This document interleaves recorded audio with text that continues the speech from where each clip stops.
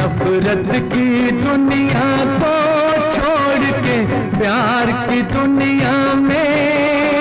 दोस्तों तैयार हो जाइए एक अनोखी कहानी के लिए। आज हम आपको ले चलते हैं 1971 की उस सुपरहिट फिल्म हाथी मेरे साथी की दुनिया में, जिसने राजेश खन्ना को सुपरस्टार से मेगा स्टार बना दिया। जानेंगे कैसे एक गाने ने पूरी फिल्म की किस्मत बदल दी और मोहम्मद रफी साहब की आवाज ने दिलों पर अमिट छाप छोड़ी। तो चलिए शुरू करते हैं, सिर्फ आपके अपने चैनल 7 एनियाज रिवाइंड के साथ। सुनिए, किस्सा है 1971 का। उसी साल रिलीज हुई थी फिल्म हाथी मेरे साथी। यही वो मूवी थी जिसने न सिर्फ रिकॉर्ड तोड़े बल्कि राजेश खन्ना को स्टारडम की ऐसी ऊंचाइयों तक पहुंचा दिया जहां तक पहुंचना उस दौर में किसी और के लिए आसान नहीं था। इस फिल्म की बॉक्स ऑफिस सफलता ने खन्ना साहब की किस्मत बदल दी। कमाई इतनी जबरदस्त हुई कि उन्होंने मशहूर अभिनेता राजेंद्र कुमार का कार्टर रोड वाला शानदार बंगला खरीद लिया। और हाँ, इस कामयाबी का फायदा सिर्फ राजेश खन्ना तक ही सीमित नहीं रहा। फिल्म के म्यूजिक डायरेक्टर लक्ष्मीकांत प्यारेलाल की जेबें भी इस हिट से सचमुच खनखनाती हुई सोने जैसी चमक उठी। ये फिल्म सिर्फ इंसान और जानवरों के रिश्ते की कहानी नहीं थी, बल्कि एक ऐसा जज्बाती सफर था जिसने दर्शकों के दिलों पर सीधा असर किया। हाथी मेरे साथी ने राजेश खन्ना को सुपरस्टार से सीधे मेगा स्टार बना दिया। और गानों की बात करें तो इस फिल्म में रफी साहब की आवाज में सिर्फ एक ही गाना था, लेकिन कमाल की बात यह है कि वही अकेला गीत किशोर कुमार और लता मंगेशकर द्वारा गाए बाकी 4 गानों पर भारी पड़ गया और अपनी अलग ही छाप छोड़ गया। अब आपके दिमाग में यह ख्याल जरूर आया होगा कि जब चारों गाने किशोरदा ने गा ही लिए थे तो 5वां गाना अचानक मोहम्मद रफी साहब से क्यों गवाया गया। असल में शुरुआत में प्लान यही था कि हाथी मेरे साथी के सारे गाने किशोर कुमार ही गाएंगे। उन्होंने 4 ट्रैक्स रिकॉर्ड भी कर दिए थे। पहला, चल चल चल मेरे साथी, चल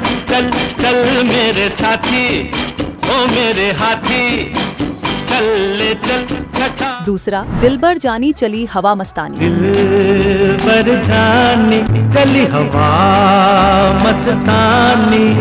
तीसरा, दुनिया में रहना है तो काम कर प्यारे, दुनिया में रहना है तो काम कर प्यारे,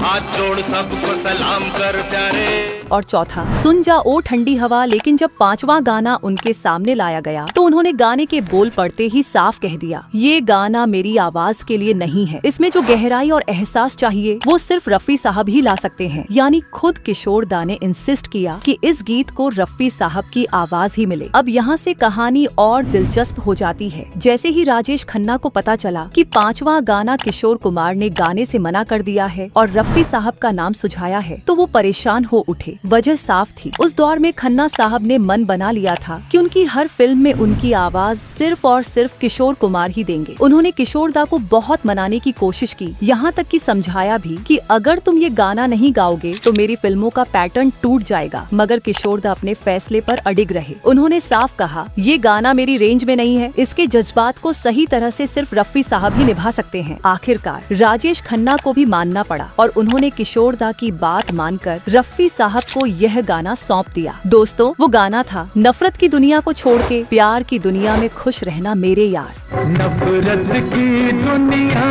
को छोड़ के प्यार की दुनिया में। जब ये गीत सिनेमा घरों में गूंजा तो पूरा माहौल बदल गया। दर्शकों की आंखें भर आईं। कई लोग वहीं बैठे बैठे भावुक हो गए। रफी साहब की आवाज में भरा दर्द और सच्चाई हर शब्द को सीधे दिल तक पहुंचा रही थी। यही वजह है कि यह एक गीत चारों ओर छा गया और बाकी सभी गानों पर भारी पड़ गया। सच कहें तो हाथी मेरे साथी को लोग आज भी सबसे ज्यादा इसी अमर गाने की वजह से याद करते हैं। अब सवाल आपसे, क्या आपको लगता है कि किशोरदा का यह फैसला सही था कि उन्होंने यह गाना खुद गाने की बजाय रफी साहब को सौंप दिया? अपनी राय जरूर कमेंट में लिखिएगा। तो दोस्तों, यही थी कहानी हाथी मेरे साथी की। कैसे एक फिल्म ने राजेश खन्ना को मेगा स्टार बनाया और रफी साहब के गाने ने इतिहास रच दिया। अगर आपको ये वीडियो पसंद आया हो तो लाइक और शेयर करना मत भूलिए। और हाँ, कमेंट में हमें बताइए, क्या आपको लगता है किशोरदा का फैसला सही था या नहीं। साथ ही सब्सक्राइब कीजिए अपने चैनल 7 एनियाज रिवाइंड को, ताकि आप देख सकें ऐसी और भी दिलचस्प कहानियाँ। धन्यवाद।